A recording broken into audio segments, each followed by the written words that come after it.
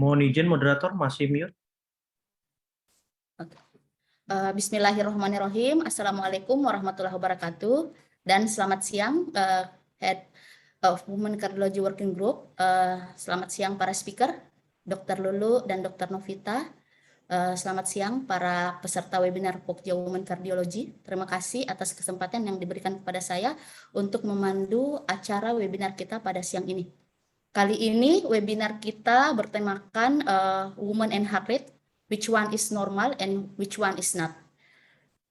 Namun sebelum kita memulai webinar kita siang ini, kami beri kesempatan kepada Dr. Yusra Tintaningrum, SPJP Konsultan, sebagai Head of Women Cardiology Working Group untuk memberikan opening speech. Waktu dan layar kami persilahkan, dokter. Terima kasih Dr. Suma. Assalamualaikum warahmatullahi wabarakatuh. Selamat siang semuanya. Senang sekali kita bisa ketemu lagi dalam webinar yang pertama kali di tahun ini diselenggarakan oleh Perhimpunan Dokter Spesialis Kardiovaskular Indonesia. Mohon maaf, suara saya jelas nggak? Jelas ya? Oke, jadi Pokja Women Cardiology itu adalah salah satu Pokja Perki yang bekerja untuk masalah yang berkaitan dengan kesehatan jantung dan pembuluh darah perempuan, utamanya di Indonesia. Jadi harapannya webinar ini akan kita selenggarakan setiap bulannya dengan pembicara baik dari dalam maupun dari luar. Dan kebetulan topik yang kita ambil pada siang ini adalah Women and Heart Rate. Which one is normal and which one is not. Kita tahu seringkali kita mendapatkan pasien-pasien itu dengan keluhan nyeri dada, apalagi dengan keluhan berdebar, apalagi perempuan ya. Terus kemudian kita lakukan EKG, ternyata dari hasil EKG-nya normal. Bingung nih mau diapain padahal dia ada keluhan. Nah, nanti kita bahas tuntas di sini apa aja penyebabnya dan sebagainya. Tanpa berlama-lama, kami akan bersama-sama membuka webinar ini dengan Bismillahirrahmanirrahim. Selamat menyaksikan. Terima kasih. Assalamualaikum warahmatullahi wabarakatuh. Semoga bermanfaat. Waalaikumsalam warahmatullahi wabarakatuh. Terima kasih Dr. Yusra atas opening speech-nya. Betul, tanpa berlama-lama kita memulai tema kita yang pertama mengenai palpitation in young women, dibawakan oleh Dr. Lulu Dewi Yuni, SPJP. Beliau menamatkan pendidikan dokter spesialis jantung dan pembuluh darah di FK UNER. Saat ini bekerja sebagai kardiologis pada rumah sakit. Oh no. Oh no.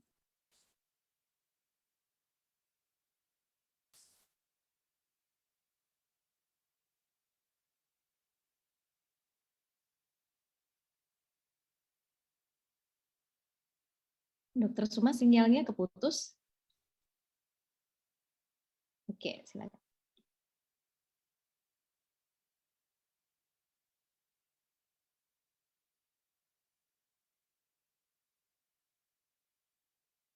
Tadi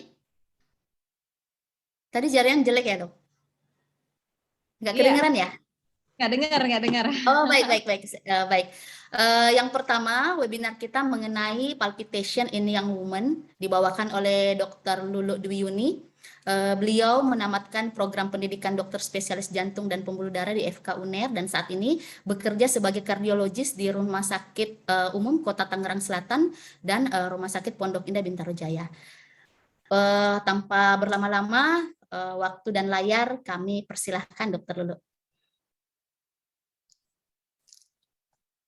Assalamualaikum warahmatullahi wabarakatuh. Terima kasih atas kesempatan yang diberikan Dr. Sumarni, Dr. Yusra, dan Dr. Novita. Izin untuk share screen dulu.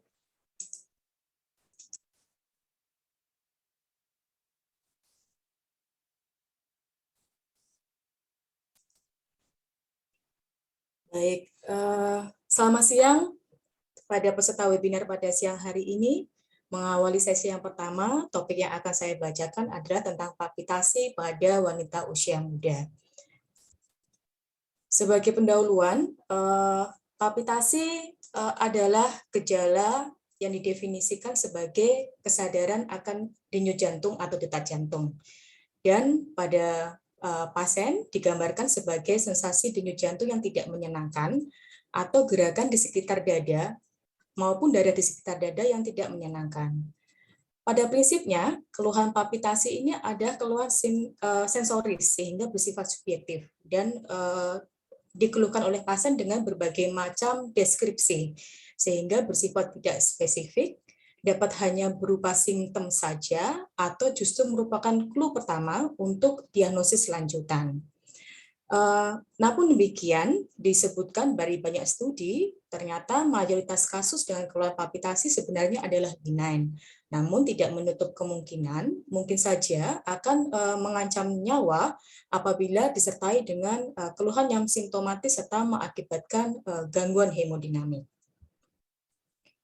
Diperkirakan keluhan palpitasi ini mencapai sekitar 16% dari keluhan yang banyak kita jumpai di praktis klinis. Khususnya untuk keluhan ke kardiologi, menempati posisi yang kedua setelah ada keluhan nyeri dada pada pasien-pasien yang ke kardiolog. Sayangnya, tidak ada data yang cukup adekuat untuk menunjukkan adanya insidensi berdasarkan gender atau jenis kelamin maupun usia. Akan tetapi, beberapa studi observasional telah berhasil menunjukkan bahwa keluhan palpitasi ini memang lebih banyak dijumpai pada populasi yang lebih muda dengan rentang usia 18 sampai 30 tahun kurang lebih, di mana perempuan memang lebih banyak mengeluhkan keluhan palpitasi dibanding laki-laki.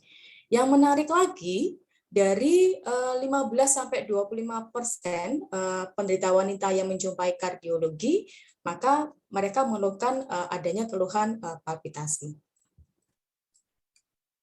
Bagaimana patofisiologinya? Memang saling bertumpang tindih ya, dikarenakan underlying patofisiologi atau penyakitnya pun juga heterogen. Tetapi secara garis besar bisa kita bedakan menjadi 3. Yang pertama adalah kontraksi jantung yang terlalu cepat, irreguler,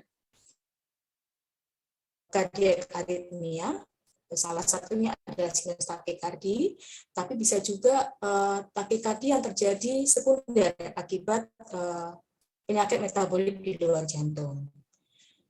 Patofisiologi yang kedua bisa diakibatkan oleh kontraksi dirasakan oleh pasien sebagai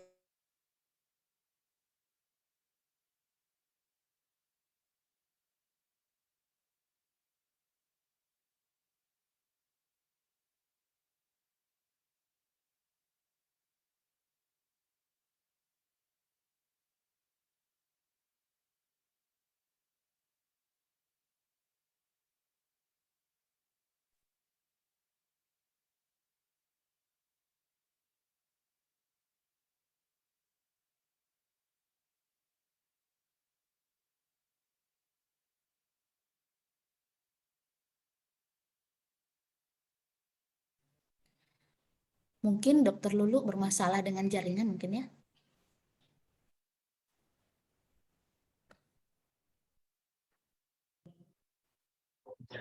Izin dokter, dokter Lulu lost connection dokter. Mungkin bisa dilanjutkan dulu dok sambil menunggu dokter. Baik, untuk sementara kita ke topik kedua ya.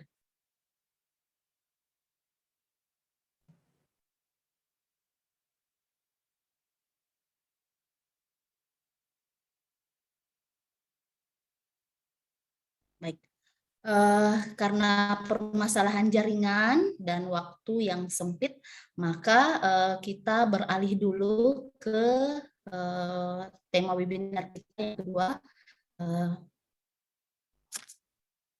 Cardiac Arrhythmia in Women, dibawakan oleh Dr. Novita. Dr. Novita SPJP menamatkan pendidikan bagian jantung dan pembuluh darah di FK UNER juga, dan saat ini bekerja sebagai staf pengajar bagian jantung dan pembuluh darah FK Unsia Aceh. Baik dokter, silahkan Dr. Novita memulai presentasinya.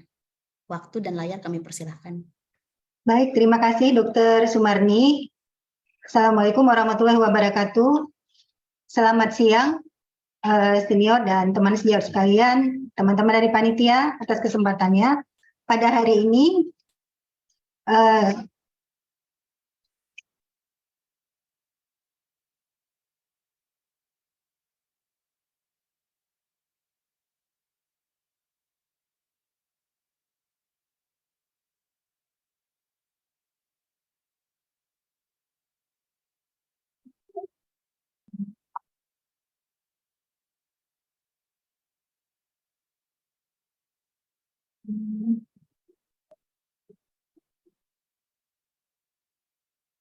Silahkan Dr. Novita.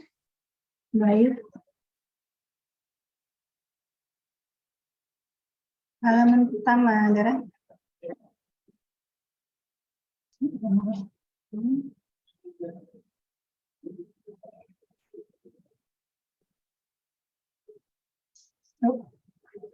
Slide awal belum muncul, dokter. Iya, ini sudah share screen. Ini jangan dibuka dulu mana tadi. Dibuka. Ini kan? Oke.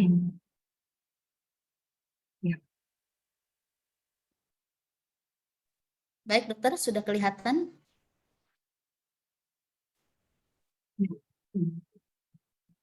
Baik, pada kesempatan siang ini saya akan menyampaikan sedikit tentang aritmia pada wanita.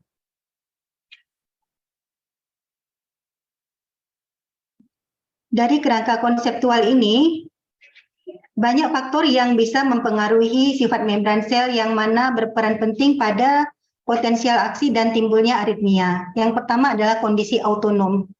Kondisi autonom, khususnya pada keadaan simpatetik dominans, aktivasi reseptor beta via G protein link akhirnya akan meningkatkan CA intrasel dan bersifat proaritmik. Yang kedua adalah hormon-hormon yang bersifat stimulasi atau meningkatkan aktivitas simpatik atau berinterferensi pada ion channel juga akan bersifat proaritmik. Kemudian yang ketiga adalah fungsi ion channel atau disfungsinya akan mempengaruhi aksi potensial dan berkontribusi pada munculnya aritmia.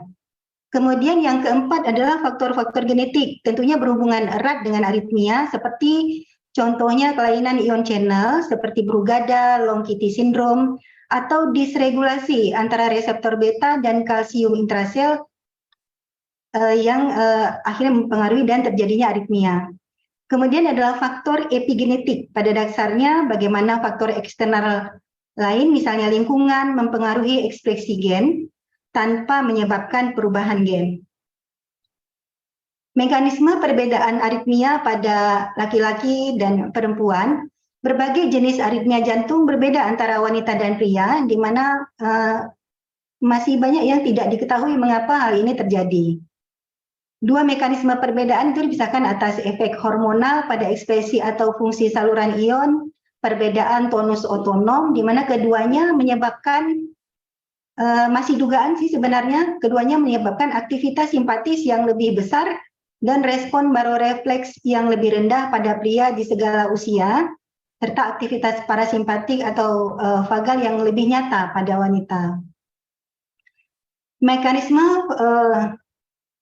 yang terlibat atas perbedaan elektrofisiologi antar jenis kelamin ini dikelompokkan ada 3 mekanisme, yaitu efek sel elektrofisiologi, di mana perbedaannya terdapat adanya reseptor estrogen, kemudian modulasi channel kalsium L-type dan modulasi channel kalium.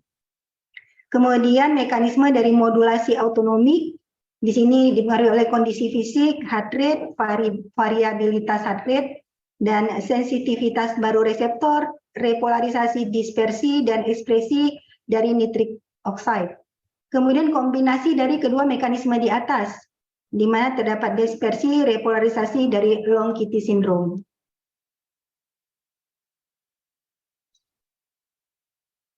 Elektrofisiologi dan elektrokardiografi normal pada wanita. Pada wanita mempunyai nadi yang lebih tinggi dibandingkan dengan laki-laki dan memiliki interval QT lebih pendek dibandingkan laki-laki walaupun mempunyai nadi yang lebih tinggi. Kemudian juga wanita memiliki komponen frekuensi rendah yang lebih kecil dan rasio frekuensi tinggi ke frekuensi rendah yang lebih kecil pada rentang variabilitas detak jantung. Kemudian juga memiliki kompleks QRS yang lebih pendek dan voltase QRS yang lebih kecil, serta durasi gelombang P dan interval PR yang lebih pendek. Dibandingkan pria, wanita mempunyai beberapa hal seperti ini.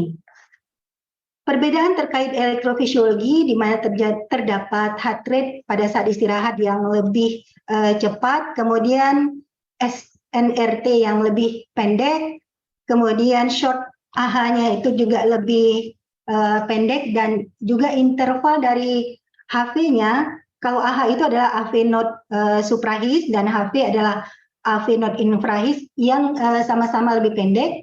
Kemudian shorter dari AV nodalnya, efektif refractory periodnya itu lebih pendek juga. Kemudian konduksi ventrikelnya lebih cepat dan QTC interval yang lebih panjang.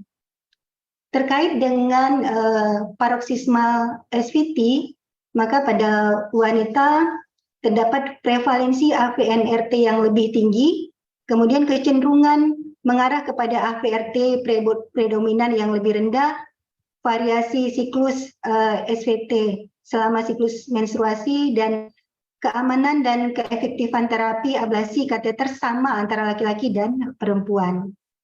Kemudian perbedaan terkait VT tanpa penyakit jantung struktural, di sini insiden terjadinya RVOT VT lebih besar, kemudian kejadian vasikular VT biasanya lebih rendah. Perbedaan terkait umur dan hormon kelamin pada risiko aritmia dengan long QT syndrome. Kemudian sindrom Brugada predominan lebih rendah dengan kejadian sinkop, SCD, dan ventricle fibrillasi yang lebih rendah. Kemudian perbedaan terkait VT yang didasari struktural heart disease. Di sini pada wanita terdapat insiden dan prevalensi SCD yang lebih rendah. Kemudian kemungkinan lebih rendah untuk induksi sustain VT pada pasien-pasien dengan penyakit jantung koroner. Secara historis di bawah representasi pada uji klinis penilaian manfaat ICD-nya, kemudian resiko kematian secara keseluruhan lebih rendah pada uji pencegahan ICD primer acak, tidak kuat untuk deteksi perbedaan hasil akhir sesuai jenis kelamin. Kemudian perbedaan terkait atrial fibrilasi, insiden AF lebih rendah tetapi tidak proporsional dan meningkat dengan umur. Kemudian risiko stroke lebih besar, cenderung untuk menerima oral antikoagulan yang lebih sedikit pada beberapa studi. Kemudian rate yang lebih rendah pada ablasi kateter dan lebih lambat merujuk pada perjalanan penyakitnya. Kemudian berulangnya AF setelah ablasi lebih besar dan lebih sering, kemungkinan karena pada wanita sering terlambat dirujuk, usia tua, kemudian pemicu non-PV lain, dan pendekatan ablasi yang kurang agresif. Dan lebih berisiko tinggi untuk perburukan setelah LAAO. Perbedaan terkait obat, di sini terdapat risiko yang lebih tinggi untuk terjadi proaritmia yang diinduksi oleh obat. Sementara perbedaan terkait implan dari device, di sini terdapat terjadi komplikasi rate yang tinggi dari implan transvenous, contohnya pneumotorak, efusi perikard, kemudian kecil kemungkinan untuk CRT walaupun manfaatnya mungkin lebih besar. Kemudian rate yang lebih tinggi dari komplikasi prosedur dengan ICD transvenous, tidak terlihat dengan subkutan ICD. Kemudian perbedaan terkait ekstrasilit, di sini dijelaskan lebih berisiko tinggi untuk terjadi komplikasi. Kemudian pertimbangan terkait dengan kehamilan, SVT relatif umum didapatkan, sementara atrial fibrilasi kurang umum, tetapi tergantung pada adanya penyakit jantung yang mendasari. Dapat terlihat VT atau VF, tetapi lebih dengan kelainan jantung struktural. Penggunaan AADS memerlukan pertimbangan yang sangat hati-hati. Berikut adalah contoh perbedaan antara SVT dan sindrom WPW, di mana SVT paroksismal sering terjadi secara khusus pada wanita, sering pada wanita dewasa muda, penyebabnya dari peningkatan otomatisitas aktivitas SA node yang belum diketahui. Kemudian insiden WPW sindrom saat ini 1 dibanding 3.000 pada populasi umum, lebih sering pada pria. Kemudian angka sudden cardiac death pada sindrom WPW masih kecil pada pria berusia kurang dari 30 tahun, dan atrial fibrilasi yang berkaitan dengan sindrom ini juga lebih sering terjadi pada pria. Mengenai terapi ablasi, Teknik ablasi memiliki angka keberhasilan sebesar 95% pada laki-laki maupun perempuan, jadi hampir sama. Pada takikardi yang terkait jalur aksesori, tidak tampak perbedaan hasil terapi antara laki-laki dan perempuan.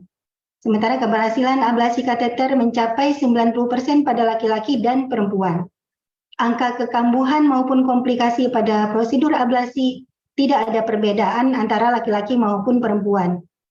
Sebagian kecil populasi wanita yang telah mengkonsumsi antiaritmia pada waktu lama, prosedur ablasi menunjukkan lebih banyak manfaatnya.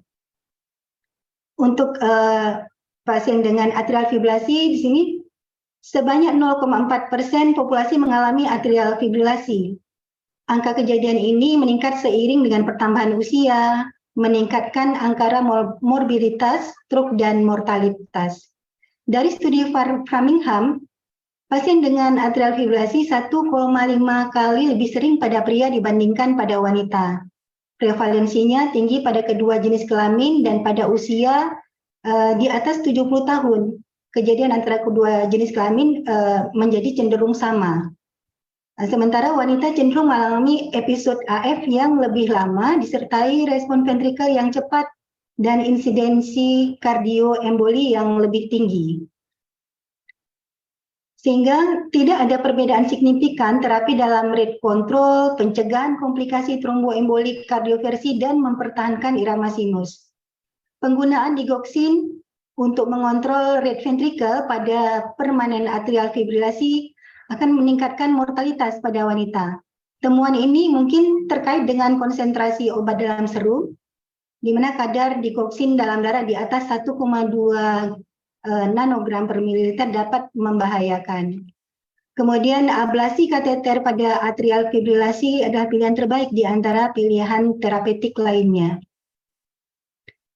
Aritmia pada kehamilan, aritmia supraventrikel dan ventrikel sering terjadi pada wanita usia subur. Tidak ada hubungan kausal antara kehamilan dengan aritmia, dan laporan aritmia selama kehamilan sering bersifat insidental. Penanganan aritmia pada kehamilan dipersulit oleh risiko pada janin, dan penggunaan aritmia jangka panjang dan harus dihindari pada 3 bulan pertama kehamilan. Beta blocker dosis rendah adalah pilihan paling aman, namun beberapa kasus ditemukan berat badan lahir rendah, hipoglikemi, gangguan pernafasan, dan bradikardia. Penggunaan digoxin, quinidin, dan sotalol merupakan obat yang aman dan telah digunakan secara luas. Amiodaron sebaiknya harus dihindari karena berhubungan dengan hipoglikemi dan keguguran. Pada SVT fase akut dapat diobati dengan adenosine intravena, sedangkan verapamil harus dihindari. Untuk studi elektrofisiologi, ablasi kateter dan device terapi harus ditunda sampai setelah kelahiran karena terdapat risiko deformasi janin yang terkait dengan paparan sinar X. Gambaran umum perbedaan aritmia pada laki-laki dan perempuan. Pada atrial fibrilasi, di sini kalau kita lihat pada laki-laki, penggunaan yang lebih tinggi antiaritmia sebagai strategi kontrol, kemudian komplikasi ablasinya lebih rendah, dan proaritmia dari reaksi terapi lebih rendah. Sementara pada perempuan, rujukan ke spesialis lebih rendah, mungkin dianggap mungkin belum mempengaruhi dan sebagainya, sehingga pada perempuan lebih terlambat di tata laksana secara agresif, dan mortalitasnya lebih tinggi di negara-negara dengan ekonomi yang rendah atau yang menengah. Kemudian risiko tromboembolik pada wanita sementara lebih tinggi. Untuk yang SVT, di sini pada laki-laki disebutkan prevalensi lebih tinggi untuk kejadian WPW dan AVRT. Sementara konduksi jalur lambat AVN-nya kurang kokoh, kurang begitu kuat. Pada wanita, prevalensinya lebih tinggi AVNRT dan AT. Frekuensi simptom berkaitan dengan siklus ovarium dan lebih mungkin mengalami gejala post-ablasi. Pada idiopatik ventrikular aritmia, di sini didapatkan prevalensi lebih tinggi untuk terjadinya fast VT, sementara pada perempuan kurang terwakili pada uji terapi ICD. Prevalensi lebih tinggi terjadinya ventricular arrhythmia dan frekuensi atau simptom terkait dengan siklus ovarium. Pada ventricular arrhythmia dengan structural heart disease juga didapatkan perbedaan antara laki-laki dan perempuan. Di sini perempuan kurang terwakili pada uji terapi ICD utama dan trial pada ablasi VT. Demikian juga dengan familial arrhythmia syndrome dan SCA. Di sini juga terdapat perbedaan antara laki-laki dan perempuan.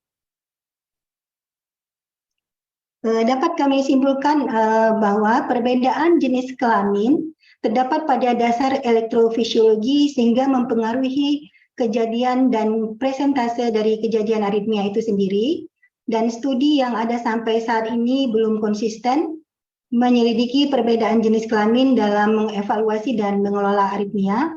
Perlu penelitian yang lebih lanjut dalam memahami perbedaan dalam etiologi klinis dan tata laksana aritmia pada wanita. Demikian, terima kasih yang dapat saya sampaikan. Saya akhiri. Assalamualaikum warahmatullahi wabarakatuh. Saya kembalikan ke moderator. Terima kasih Dr. Novita, presentasi yang sangat menarik dan lengkap, mulai dari insidensi, patofisiologi, sampai tata laksana, dan memberikan kita pemahaman bahwa memang berbeda antara kardiak aritmia perempuan dan laki-laki, dan yang paling utama memang hormon sangat berperan dalam pengaruhnya terhadap tonus otonom dan pembentukan sintesa protein kanal ion mungkin. Baik, Dr. Lulu sudah join lagi. Selamat datang, Dr. Lulu. Menyingkat waktu, kita mulai lagi presentasi mengenai palpitation in young women. Silahkan, Dr. Lulu. Saya izin untuk share Ya. Dok. Mohon maaf, tadi sempat terlempar keluar. Baik, saya izin untuk mulai lagi. Terima kasih. Mohon maaf. Topik kali ini yang akan saya presentasikan adalah palpitasi pada usia muda. Seperti kita ketahui, palpitasi ini sebenarnya adalah gejala yang didefinisikan sebagai kesadaran akan detak jantung. Banyak pasien menggambarkan sebagai sensasi dari denyut jantung yang tidak menyenangkan atau gerakan di dada maupun area di sekitar dada yang tidak nyaman. Palpitasi pada prinsipnya adalah gejala sensoris sehingga sifatnya subjektif, dapat bersifat non-spesifik, dan dapat hanya merupakan gejala dari underlying disease maupun diagnosis yang merupakan hal-hal yang harus kita follow up lebih lanjut. Untungnya banyak studi yang menyebutkan bahwa mayoritas pasien yang melakukan palpitasi pada kasusnya sebenarnya adalah benign, tetapi tidak menutup kemungkinan mungkin adalah kasus yang mengancam nyawa jika disertai dengan perburukan hemodinamik atau gejala yang cukup berat. Adapun keluhan palpitasi diperkirakan mencapai 16% dari prestasi klinis yang kita jumpai di praktis klinis dan merupakan keluhan kedua terbanyak setelah nyeri dada pada pasien-pasien yang datang ke kardiologi. Sayangnya tidak ada data pasti berapa insidensi palpitasi berdasarkan usia. Beberapa studi observasional menyajikan data bahwa keluhan palpitasi memang banyak dijumpai pada populasi yang lebih muda, di mana perempuan memang lebih banyak mengeluhkan gejala ini dibanding laki-laki. Yang menarik lagi bahwa 15-25% dari pasien perempuan yang datang ke kardiolog mengeluhkan adanya palpitasi sekitar 15-25%. Adapun patofisiologinya memang saling overlapping dan heterogen, akan tetapi bisa kita kategorikan 3 besar, yaitu yang pertama adalah adanya kontraksi dari jantung yang terlalu cepat, tidak teratur atau irregular, atau sangat pelan.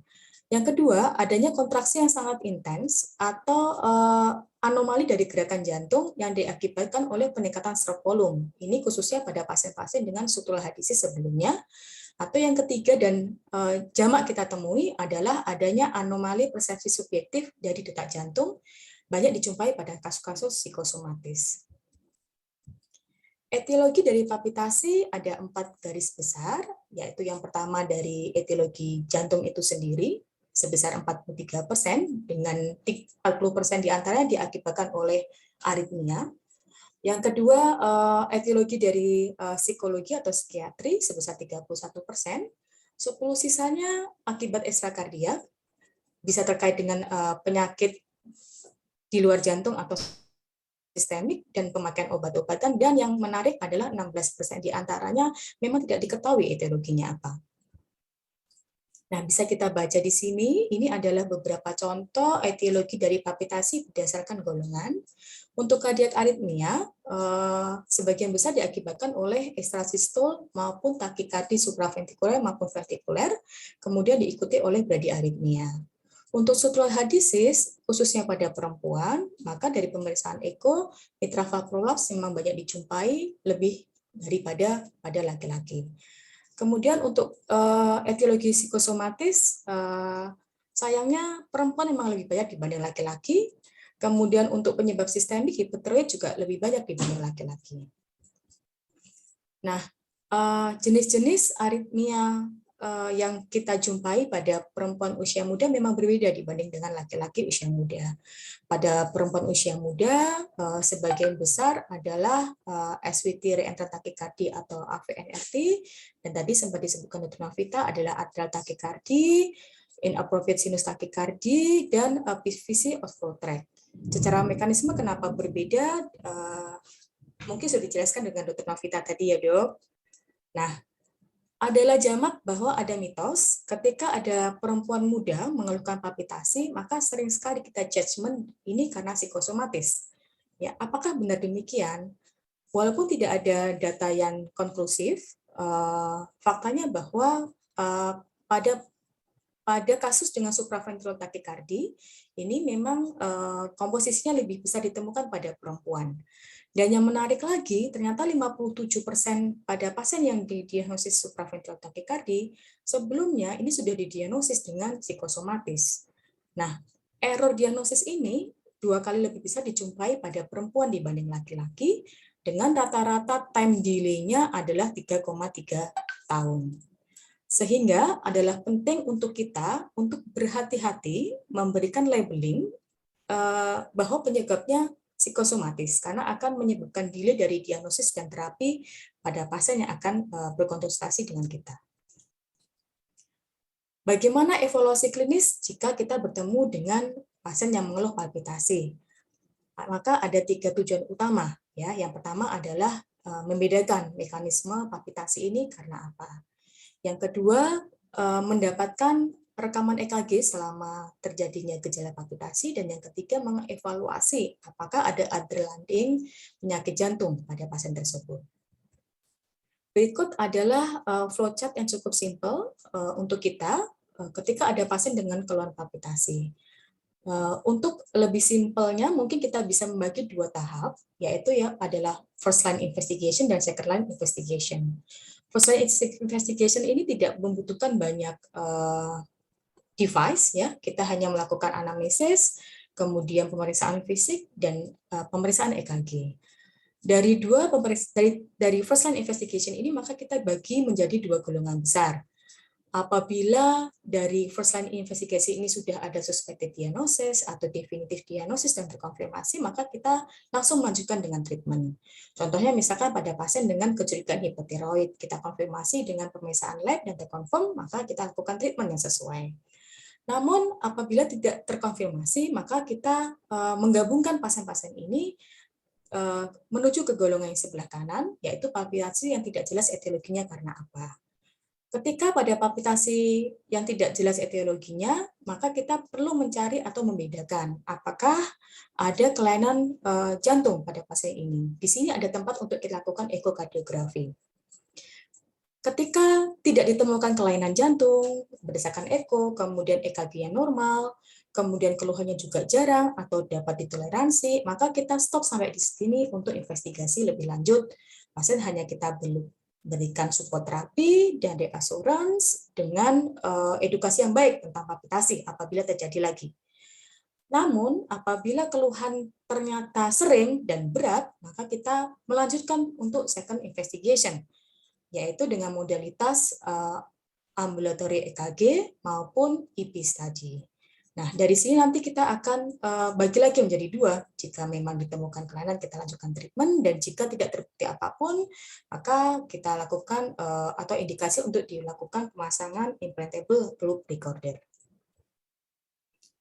Yang pertama yang paling penting sebagai garda terdepan adalah anamnesis. Ketika pasien mengeluh palpitasi, maka yang pertama adalah kita harus berpikir, apakah ini benar palpitasi? Karena keluhan palpitasi ini adalah sifatnya subjektif. Dan kebanyakan pasien dengan aritmia justru tidak mengeluhkan palpitasi. Ya, dan tidak semua palpitasi itu adalah aritmia. Ketika kita sudah sepaham bahwa keluhan pasien itu sama dengan palpitasi yang kita maksud, maka kita beranjak ke pertanyaan berikutnya. Ada 5 pertanyaan besar. Ya. Yang pertama adalah situasi atau kondisi pada saat awal terjadinya keluhan. Pasien ini sedang melakukan apa? Aktivitasnya apa? Posisinya apa? Dan apakah ada faktor predisposisi sebelumnya? Entah pasien sedang melakukan exercise, pasien sedang stres, atau pasien sedang melakukan squatting. Yang kedua, onset dari palpitasi. Apakah mendadak atau timbulnya pelan-pelan? Dan apakah ada simptom yang mendahului sebelumnya? Yang ketiga, episode pada saat palpitasi, tipenya bagaimana? Reguler atau tidak, cepat atau tidak, permanen atau tidak, dan gejala penyerta. Gejala penyerta pada saat simptom ini penting sekali karena akan mengklasifikasikan pasien termasuk high risk atau tidak. Selanjutnya yang keempat adalah berhentinya episode dari palpitasi.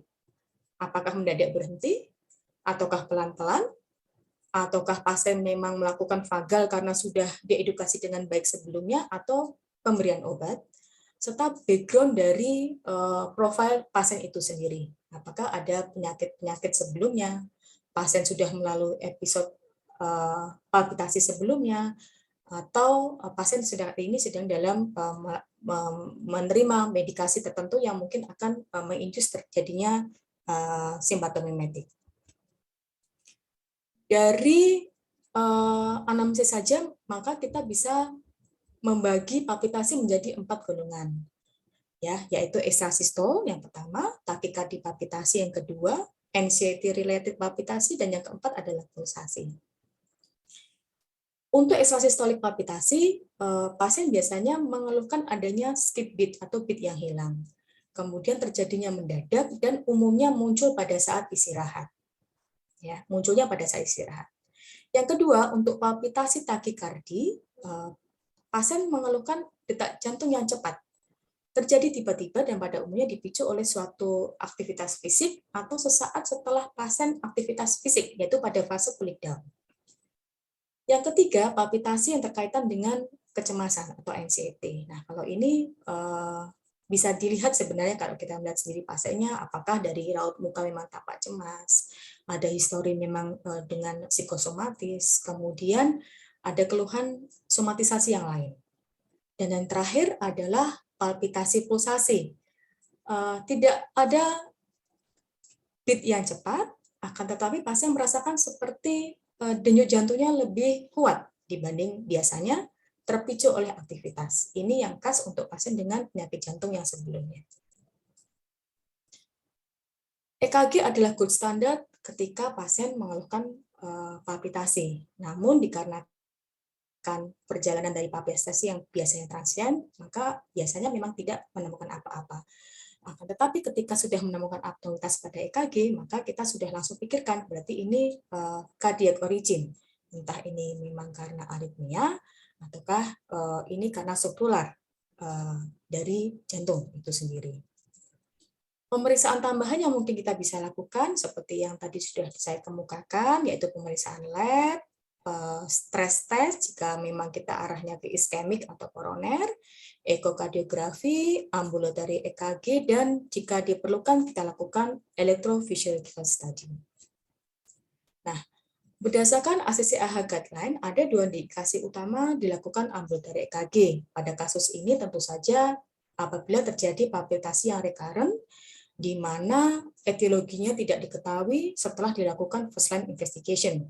sesuai dengan cat yang tadi, atau yang kedua adanya simptom sinkop atau hampir sinkop atau periodisi yang tidak dapat dicari atau tidak dapat dijelaskan etiologinya apa. Ada dua device utama untuk ambulatory EKG monitoring, yaitu yang eksternal maupun yang implantable. Semuanya memberikan variabilitas sensitif yang berbeda-beda, dan indikasinya pun juga berbeda-beda. Manfaat dan kerugiannya juga berbeda-beda, tergantung frekuensi dari keluhan pasien itu sendiri. Nah, beberapa studi menyebutkan bahwa Holter yang kita lakukan kurang lebih 24-48 jam ternyata memiliki sensitivitas yang rendah. Kebanyakan ternyata benign yang kita ketemukan dan tidak signifikan secara klinis. Sehingga pada penderita palpitasi dengan gejala yang cukup sering, maka loop recorder, external loop recorder maupun event recorder adalah rekomendasi yang lebih baik. Bagaimana dengan EP study?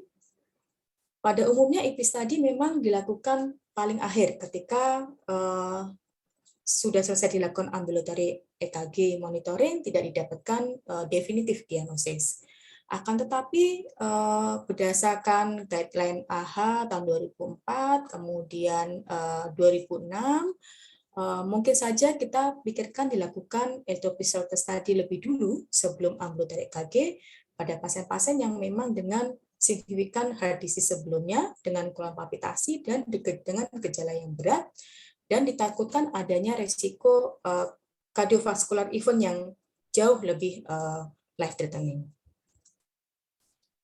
Nah, manajemennya secara general adalah disesuaikan dengan etiologinya. Ya, setelah kita melakukan flow chart tadi, maka kita harus menemukan arahnya kemana. Pada kasus-kasus yang benign, maka kita tidak perlu melakukan apa-apa. Pasien hanya diberikan reassurance atau support terapi. Dan diedukasi yang baik jika keluhan ini akan kembali lagi. Penggunaan obat-obatan yang kira-kira merupakan substansi antinyeptik harus kita rule out. Kemudian resiko kardiovaskular, terutama hipertensi, juga harus kita kelola dengan baik. Jika ada masalah psikologi, maka konseling dengan psikolog atau psikiatri dapat merupakan pilihan. Dan jika pasien dengan psikosomatis yang berulang, maka spesifik terapi kita butuhkan, dan pada pasien-pasien yang definitif aritmia, maka appropriate terapi kita lakukan sesuai dengan guideline yang ada. Oke, yang terakhir sebagai kesimpulan, palpitasi adalah keluhan yang sangat sering kita temukan dan kadang sifatnya tidak spesifik. Syukurnya mayoritas kasus adalah benign dan jarang dikaitkan dengan prognosis yang buruk. Namun ketika memang dari first line investigation kita arahnya ke arah yang high risk, maka kita tidak berhenti sampai di sana. Palpitasi sendiri lebih banyak dikeluhkan pada usia muda, di mana perempuan lebih banyak dibanding laki-laki. Untuk diagnostik lebih lanjut, maka pendekatan yang terstruktur dapat mengidentifikasi etiologi dari palpitasi. Ketika sudah mendapatkan etiologi, maka manajemennya dapat kita sesuaikan berdasarkan dari penyebab dan keparahan gejala dari palpitasi itu sendiri. Terima kasih. Wassalamualaikum warahmatullahi wabarakatuh. Terima kasih Dr. Lulu, walaupun sempat terlempar dari lain kita, tetap menarik menyimak presentasi Dr. Lulu mengenai palpitasi pada wanita muda. Benar, palpitasi pada wanita muda ini sangat sedikit jurnal yang memaparkan mengenai hal ini. Tapi boleh dikata pada beberapa clinical trial memang kita wanita ini underrepresented. Banyak tidak diikan. Ternyata untuk memprediksi tipe dari penyebab palpitasi, anamnesis sebenarnya sudah punya banyak petunjuk Dr. Lulu ya, mulai dari onsetnya, triggernya, mungkin keluhan penyertanya, dan bagaimana responnya terhadap manuver vagal. Dan kemudian jangan setiap ada orang palpitasi wanita muda kita sudah klaim duluan bahwa wah ini ternyata cuma kecemasan. Namun yang menarik Dokter Lulu, kadang pasien itu datang dengan keluhan berdebar, dan kemudian pada saat kita work up dan kemudian kita sampai pada kesimpulan bahwa memang berdebarnya terkait aritmia, kadang pasiennya yang membantah, enggak dok, saya enggak aritmia jantung. Malah mereka lebih menerima kalau kita bilang, iya memang karena kecemasan ini Ibu. Ya itu yang menariknya. Padahal kalau kita menderita aritmia, ya memang lebih banyak modal lah kita, karena memang disebutkan tadi sama Dr. Novita bahwa hormonal sangat berperan. Hormonal sangat berperan, mempengaruhi tonusnya, mempengaruhi sintesa protein kanal ionnya, dan kemudian hal-hal inilah yang memberikan beberapa properti elektrofisiologi yang membuat kita lebih rentan terhadap aritmia dibanding laki-laki. Baik, kita Q&A belum ada. Dokter Lulu, sebetulnya untuk yang ansietas itu sebenarnya pasien-pasien aritmia ansietas ini, kapan kita menyarankan bahwa Anda harus selain EKG, kapan di refer ke ahli elektrofisiologi Dokter Lulu? Karena itu tadi saya bilang, mereka begitu berani datang ke kita untuk di work up apa penyebab palpitasinya, tapi begitu kita memberikan keputusan bahwa ya memang dan ini seharusnya jenjangnya seperti ini A, B, C, D, dan kemudian mereka yang denial sendiri. Itu yang kadang teman-teman SPJP hadapi di lapangan. Silakan Dokter Lulu.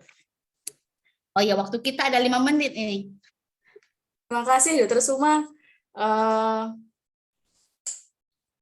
Syukur alhamdulillah ya kalau pasiennya mau menerima, karena sebenarnya memang dari flowchart yang tadi ada indikasi kalau misalkan memang EKG normal, eko normal, kita memang dan pasiennya menghendaki, maka kita bisa melakukan referral. Ya, kita bisa melakukan ambulatory EKG maupun IPS atau di refer ke Dokter Suma deh untuk tata laksana.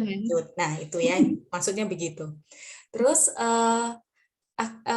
memang tidak ada definitif tata laksana, tetapi yang saya tahu ada kuesioner dok, kuesioner untuk screening pasien-pasien yang kira-kira masih denial, ini NCT atau tidak.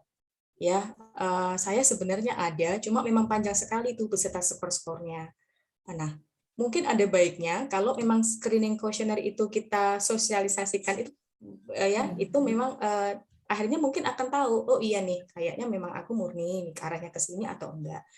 Nah, tapi sayangnya overlapping ya Dokter Suma. Pada umumnya pasien dengan aritmia memang ada NCT, aritmia sendiri juga menyebabkan NCT. Ya ini ya, ini uniknya profil klinik ya dari perempuan. Iya. Ini uniknya dan masih memang dikatakan masih butuh studi lanjutan untuk mengetahui atau mengeksklud atau meruat pasien-pasien dengan palpitasi, apakah memang kardiak etiologi atau psikosomatis saja. Paling penting kita harus ingat mungkin ya yang quotes tadi Dokter Lulu menarik, tidak semua palpitasi itu aritmia dan tidak semua aritmia itu palpitasi. Benar nggak Dokter Lulu? Betul, ya? betul. Iya, sering lupa itu.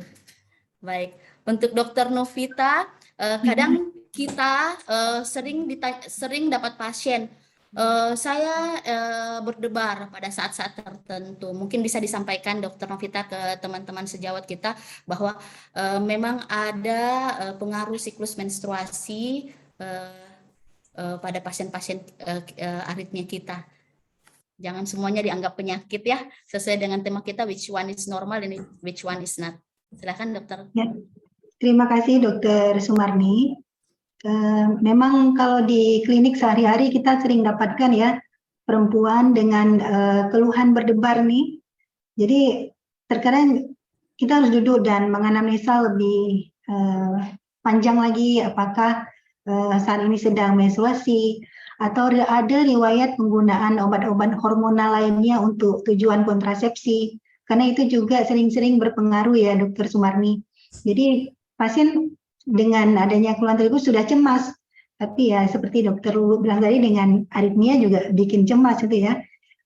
Bila memang ternyata tidak ada terkait dengan hal tersebut, sementara keluhannya ada, kemudian kita eksplor tadi secara tidak ada gangguan metabolisme atau lain yang kira-kira menyebabkan terjadi aritmia baik struktural maupun hal lain, maka memang akan dilakukan referral.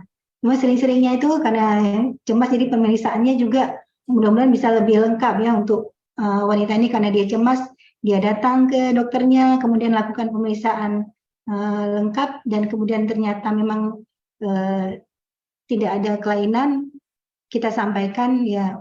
Jadi pasien mungkin lebih tenang setelah dilakukan pemeriksaan, kita nyatakan itu tidak ada masalah dengan aritmia. Jadi mungkin karena kecemasannya itu berhubungan dengan siklus hormonal. Tapi kalau misalnya kita bilang belum dilakukan pemeriksaan, mungkin pasien-pasien kita belum puas juga ya dok ya. Bagaimana kalau pengalaman Dokter Sumarni sendiri? Baik, dalam sebulan ini ada 2 mungkin kasus perempuan muda umur 40-an masuk dengan keluhan berdebar, dan kemudian ada beberapa kali EKG memang mendokumentasikan jenis aritmianya. Itu tadi saya bilang, begitu kita sudah mengatakan bahwa ya betul memang ada aritmia yang morfologinya memang asalnya dari kardiak, misalnya kayak idiopatik RVOT, dan kemudian enggak dok, ini cemas aja ini. Kalau enggak cemas, enggak keluar ini aritmianya. Namun pada saat pasien-pasien seperti ini kita holter, dan holter menunjukkan memang indikasi untuk ablasi, dan setelah ablasi mereka langsung bisa menerima bahwa betul ternyata ini penyakit, gitu dok. Jadi untuk pasien-pasien berdebar wanita, jangan semuanya kita anggap sebagai kecemasan, jangan semua dianggap sebagai kecemasan, karena itu tadi yang disampaikan Dr. Novita, bahwa wanita memang memiliki properti elektrofisiologi yang berbeda dari laki-laki, karena itu tadi pengaruh hormonal. Dan kalau misalnya ada keluhan berdebar, silahkan ke dokter jantungnya. Di sana nanti di work up mulai dari anamnesis, pemeriksaan fisik, pemeriksaan sederhana EKG, sampai dengan pemeriksaan elektrofisiologi.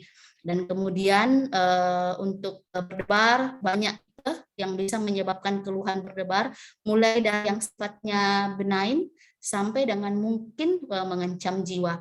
Jadi untuk pasien-pasien kami, untuk teman-teman sejawat, tolong di work up pasien-pasien aritmia pada wanita, karena memang banyak kejadiannya dengan tata laksana yang berbeda daripada laki-laki, dan kemudian pendekatannya juga memang berbeda karena itu tadi pengaruh psikologi dari pasien-pasien perempuan kita.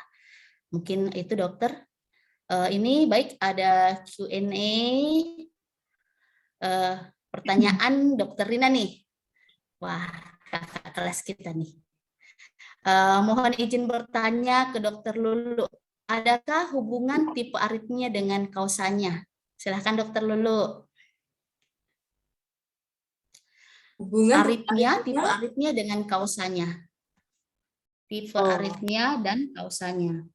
Oke, terima kasih Dokter Rina. Apa kabar dok?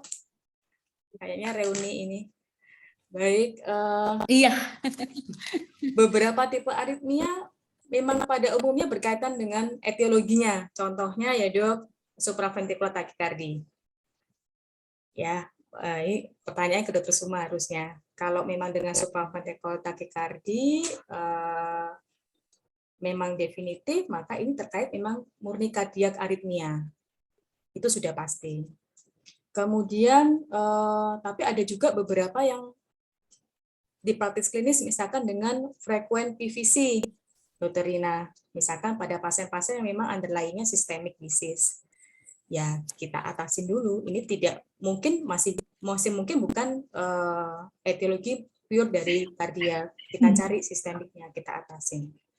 Ya, memang ada beberapa tipikal dari aritmia sendiri yang memang cardiac origin, contohnya SVT tadi, dan ada juga yang lain-lain yang tidak berkaitan dengan etiologi dasar. Mungkin demikian, Dr. Suma. Baik, Dr. Rina, betul. Tipe aritmia dengan kausanya tadi sudah disampaikan bahwa memang ada tipe-tipe aritmia yang lebih banyak pada perempuan, misalnya AVNRT dan kemudian AT, sedangkan untuk yang AVRT, AF mungkin lebih banyak pada laki-laki. Dan kemudian bukan cuman perbedaan tipe-tipe aritmia, perbedaan waktu juga, perbedaan waktu misalnya pada saat wanita hamil atau pada saat menstruasi itu juga mempengaruhi jenis-jenis aritmia. Saya kira itu, Dr. Rina. Pertanyaan selanjutnya ke Dr. Novita. Untuk pasien yang hamil, jika ada aritmia, biasanya PVC atau FACE. Lalu setelah melahirkan tidak muncul lagi. Apakah ini juga terkait hormonal? Atau setelah melahirkan perlu di IPIS tadi, dokter? Silakan. Baik, terima kasih pertanyaannya Dr. Devi Karol. Memang dikatakan bahwa aritmia ini sering terjadi pada wanita usia subur. Sebenarnya tidak ada hubungannya dengan kehamilan dan aritmia, dan laporannya itu aritmia pada kehamilan bersifat insidental. Penanganannya ini terkait dengan adanya janin, risiko terhadap janin, maka untuk pengobatan jangka panjang anti aritmia pada 3 bulan pertama itu harus dihindari. Jadi yang aman digunakan adalah beta blocker yang low dose. Tapi juga kita harus melakukan follow up terhadap bagaimana kondisi janin, apakah ada kecenderungan terjadi BBLR. Jadi mungkin ini kerjasama multidisiplin ilmu ya, dengan ahli kandungan, apakah terjadi hipoglikemi dan gangguan pernapasan itu yang dapat terjadi komplikasi pada bayi yang dikandung oleh ibu dengan aritmia pada kehamilan. Obat lain mungkin dapat digunakan digoxin, quinidin, dan sotalol.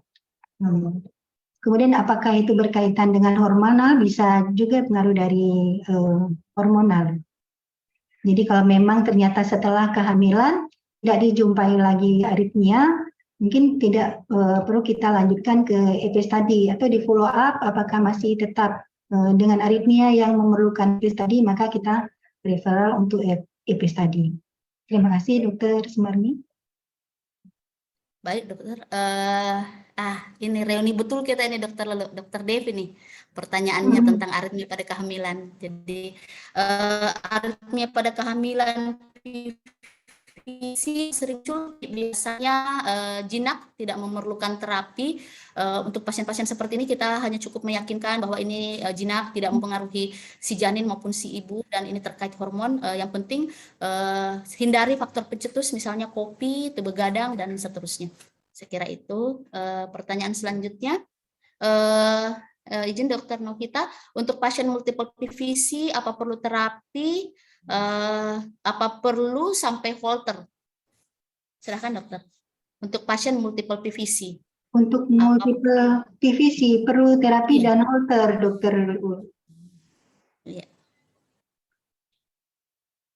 Untuk multiple PVC perlu terapi dan perlu Holter, Dokter Sumarni.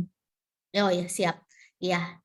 Jadi untuk kepentingan Holter pada pasien dengan multiple PVC, yang pertama memang untuk menentukan morfologi, karena morfologi ini menentukan jenis aritmianya, dan kemudian menentukan di mana lokasi kira-kira pencetus aritmianya, dan kemudian dari Holter juga kita akan mendapat informasi seberapa frekuen si PVC ini, karena lebih dari 10% pasien ini harus dapat terapi yang lebih advance. Baik, sedikit lagi dokter. Pada pasien wanita dengan WPW sindrom yang jarang bergejala tapi pernah bergejala, apakah perlu di-refer untuk EPIS tadi apakah perlu diberi obat anti aritmia untuk mencegah kekambuhan? Terima kasih. Dokter Irma, benar-benar Iya.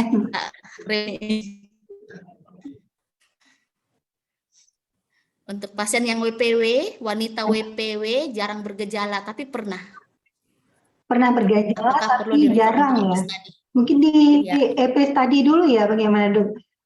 Sebaiknya di EP study dulu karena jarang bergejala ya. Iya. Wanita WPW jarang insidensnya. Tapi misalnya kalaupun pernah bergejala tapi sudah tidak, mungkin untuk EP study saya rasa jangan dulu, mengingat kelompok pasien-pasien yang berisiko tinggi sudden cardiac death pada kasus WPW itu ya laki-laki usia muda di bawah 30 tahun, Dok. Dan kemudian nanti dari EP study akan ditentukan properti elektrofisiologinya untuk semakin meyakinkan apakah dia benar-benar pasien-pasien yang berisiko tinggi dengan melihat IRP-nya. Baik, dokter. Terakhir mungkin dokter dari Medan ini. Untuk dokter Lulu dan dokter Novita, waktu isi di puskesmas ada nakes yang mengalami berdebar sampai ujung jari kaki dan tangan dingin seperti tertusuk. Saat di EKG hasil normal, dirujuk ke SPJP, diberi digoxin tapi makin berdebar. Mohon arahannya. Bagaimana kira-kira tindak lanjutnya? Silakan dokter Lulu dulu mungkin.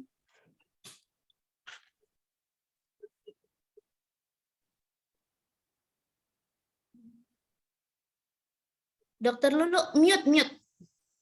Mohon maaf. Iya, nggak apa-apa. Halo, Dokter Dea dari Medan, jauh ya. Dokter Dea, pada prinsipnya ketika ada keluhan berdebar, tetap kita first line investigasi dulu. Ya, kita EKG, kita history taking yang bagus dan menyeluruh, kita melakukan pemeriksaan fisik dan kita lakukan pemeriksaan EKG. Nah, apabila memang arahnya seperti tadi di vasotersuma, rasanya kalau tertusuk-tusuk kok sepertinya lebih banyak ke somatisasi kan, balik lagi ke sana ya mitosnya, karena memang ada keluhan yang lain nih, ada keluhan somatisasi yang lain, salah satunya memang merasa tangannya dingin dan lebih dari 1 bulan. Nah, apabila memang kita sudah lakukan pemeriksaan first line investigation dan ternyata memang arahnya benign, ya kita pastikan, maka kita berhenti dulu, kita berikan reassurance, tapi kita edukasi yang baik pada pasien-pasien di sini. Karena memang kenyataannya ketika frekuensinya jarang, memang suatu challenging sendiri dari kardiolog untuk mendapatkan EKG yang definitif. Namun ketika akhirnya keluhannya berkurang, maka kita perlu pikirkan untuk dilakukan second line investigasi tadi. Ya, begitu. Dan seperti diberitahukan Dr. Novita bahwa pemberian digoxin ya Dok kepada pasien perempuan usia muda pada umumnya memang lebih toksik dibanding kalau kita memberikan pada laki-laki. Terima kasih. Ada tambahan mungkin Dr. Novita, silahkan. Ya, terima kasih Dokter Denny Anggita ya. Kalau kita lihat kasus ini masih muda. Perawatnya nggak dibilang umurnya berapa, keluhannya berdebar, kemudian seperti yang disampaikan oleh Dokter Lulu tadi, sampai kaki tangannya dingin tuh, tapi nggak ada, belum ada keterangan tambahan bagaimana kondisi hemodinamiknya pada saat itu. Mungkin perlu juga kalau memang detail bisa dilihat bagaimana kondisinya pada situ, apakah ada gangguan hemodinamik, kemudian pemeriksaan fisiknya didapat apa. Nah, ini EKG-nya normal ya, mungkin karena kondisinya baik waktu itu, lebih ke arah somatisasi. Saya setuju seperti yang Dr. Lulu sampaikan, ini kita periksa lengkap, mungkin kalau diperlukan EKG, kemudian fototoraknya bagaimana, dan riwayat pemberian digoxin sebelumnya itu dengan riwayat medisnya apa, karena tidak ada keterangan sebelumnya ya. Kalau memang ternyata ada gangguan irama aritmia yang memang ternyata memerlukan digoxin. Bila sudah terlalu lama juga dia bersifat proaritmik dan sebagian besar berbahaya untuk wanita dengan jangka panjang. Jadi mungkin perlu dievaluasi. Sepertinya ini jika kasusnya seperti ini lagi, bagaimana kira-kira tindak lanjutnya? Jadi kita memeriksa lebih lengkap apakah ada struktural heart disease atau pemeriksaan lain yang diperlukan. Jadi tidak cukup dengan EKG saja, Dokter Dea. Baik Dokter Dea, ya itu tadi ya. Jadi pemeriksaan nggak cuma sampai ke EKG, mungkin kalau perlu kita bisa sampai ke pemeriksaan yang lebih advance, mulai dari Holter, even loop monitoring, patch mungkin, bahkan kalau mentok sampai epistudy. Kalau memang mau menegakkan ada tidaknya aritmia, jenisnya seperti apa, dan kemudian apa tata laksana berikutnya. Terakhir mungkin dokter, pada saat MCU ditemukan aritmia tanpa keluhan, apakah perlu tata laksana lebih lanjut? Silahkan, mungkin tidak ya. Silahkan dokter Novita.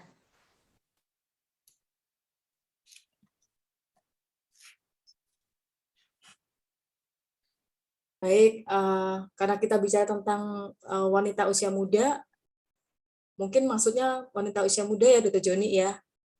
Nah, apabila memang ditemukan aritmia tanpa keluhan, kalau tanpa keluhan pada umumnya bisa diartikan bahwa aritmia mungkin tidak banyak, satu. Tapi karena ini MCU ya, mungkin bisa kita rule out dulu ya, karena sudah tertangkap. Rule out untuk minimal dilakukan ekokardiografi untuk dilakukan atau dicek apakah ada kelainan struktural sebagai underlying disease-nya. Mungkin ada mitral valve collapse atau bagaimana. Baik. Terima kasih. Saya kira cukup webinar kita hari ini ya. Kita sudah lebih 7 menit. Sebagai closing mungkin aritmia pada perempuan insidensinya memang lebih banyak dengan patofisiologi yang berbeda, tata laksana pun berbeda. Sekiranya kita menemukan pasien perempuan dengan keluhan aritmia, terutama yang highly simptomatik, tidak ada salahnya kita work up lebih jauh untuk menentukan tata laksana yang tepat dan adekuat untuk pasien-pasien perempuan kita. Saya kira itu dokter. Terima kasih atas partisipasi dari para peserta webinar. Terima kasih senior saya Dr. Novita, SPJP Konsultan. Terima kasih Dr. Lulu Dwi Yuni, SPJP. Terima kasih Dr. Yusra. Saya tutup webinar kita mengenai woman and heart rate. Alhamdulillah. Webinar kami tutup. Assalamualaikum warahmatullahi wabarakatuh dan sampai jumpa pada webinar Pokja aritmia, Pokja Women Cardiology lainnya. Terima kasih.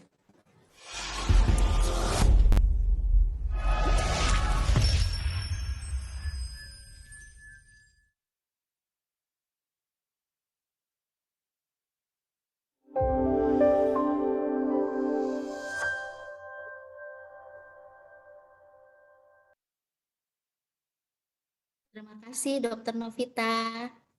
Terima kasih ya Dek Sumarni. Ke Makassar Kak. SP. Buat acara di Makassar, ayo. Kapan kau ke Makassar? Banyak sekali janjimu dulu. Kau mau ke Makassar, ha? Anak kan? Makasih. Anak Malaysia sudah kelas 2 ya? Iya. Ke Makassar. Iya. Kak Uca. Teman-teman ya yang sudah maju Ditunggu, ya. ditunggu Unhas Kak Uca. Minggu depan aku ke Makassar. Wih, mantap.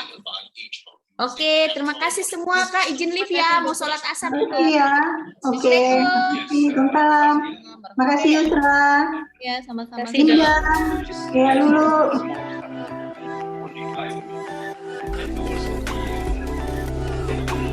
I